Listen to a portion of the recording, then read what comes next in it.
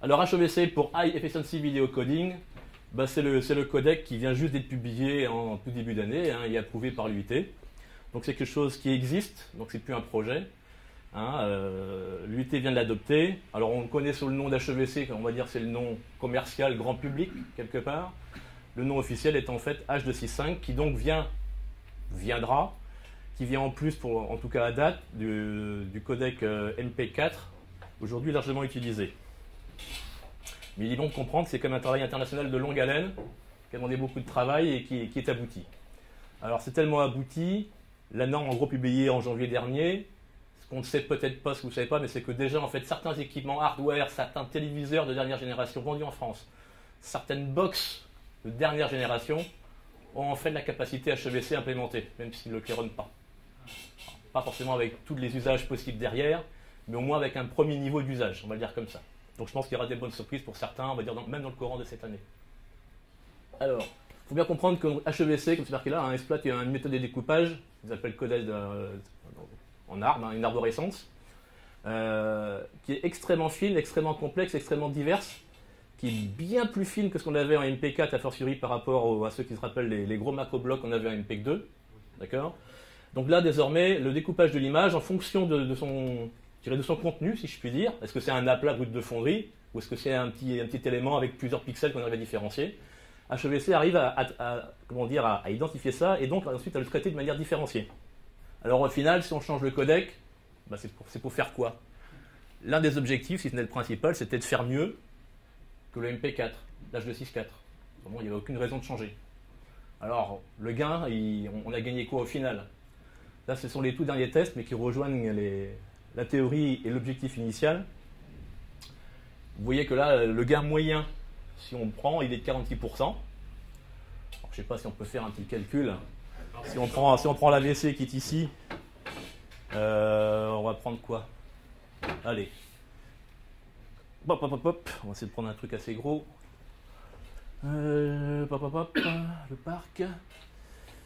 AVC high et parc entre celui-là et le bleu. Tac, tac, tac.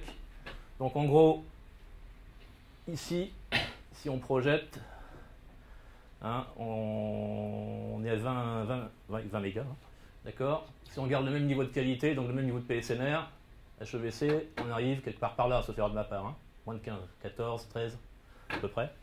Donc effectivement, les 40 et quelques pourcents, ils y sont. Et les 40-46% qui sont marqués là, c'est de la mesure objective, c'est une mesure de PSNR.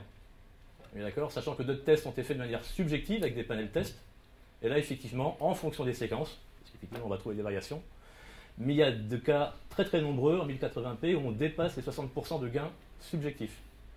Et on est toujours sur les 50% plus ou moins epsilon en objectif.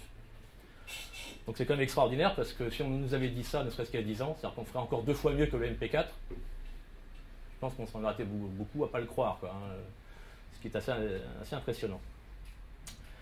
Là, je vous ai mis ça également sur les slides, mais c'est pour ceux qui voudront prendre le document pour avoir d'autres mesures, hein, mais qui montrent la même chose en fonction de différentes séquences.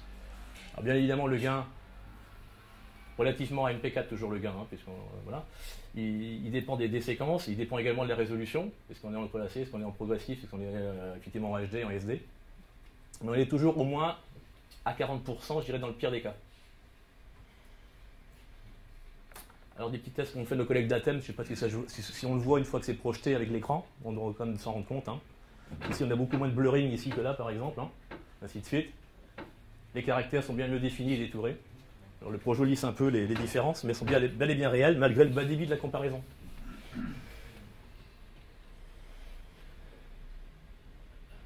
Détesté par l'UR, je ne sais pas si ça va sortir à l'écran comme ça. Donc ça c'est la source, on va dire brute, hein, bande de base. En Ultra HD en l'occurrence. Et si on passe ensuite derrière, on va faire un petit zoom. La version donc on va dire native, donc compressée. Et la version un petit peu compressée, HEVC 10 mégas. Il y a des petites différences. Hop là. Tac. Il y a des petites différences, mais le projecteur n'a pas de pouvoir. On a un petit peu de blurring, ainsi de flouté qui arrive effectivement, mais pas tant que ça, vu que c'est quand même une résolution Ultra HD à 10 mégas.